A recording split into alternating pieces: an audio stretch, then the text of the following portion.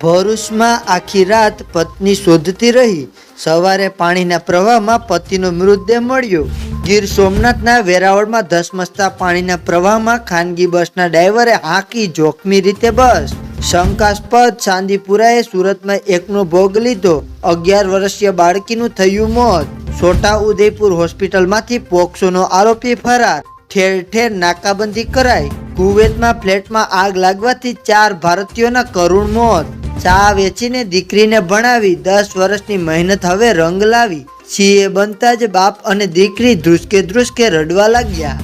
રામપુર નજીક 2 બસની ટક્કર થતા 4 લોકોના મોત, 48 લોકો ઘાયલ।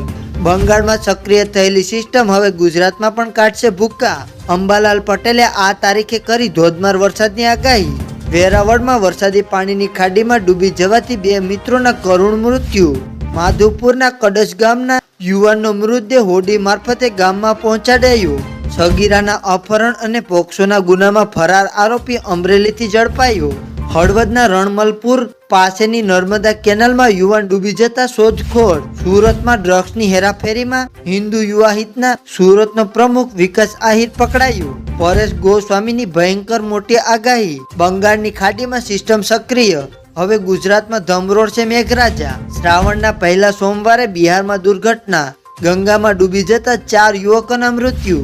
ધેમાર વરસાદે દક્ષિણ ગુજરાતને જળમગ્ન કરતા સુરત જિલ્લાના 48 રસ્તા બંધ કરાયા। રાજુલાના જીવલેણ હુમલાના ગુનામાં ફરાર આરોપીની ધરપકડ। ભારતમાં જ જોવા મળી તાલિબાની જેવી હરકત, 2 મહિલાઓને જીવતી દાટી દેવાઈ, ડમ્પરથી તેમના પર માટી ઠાલવી।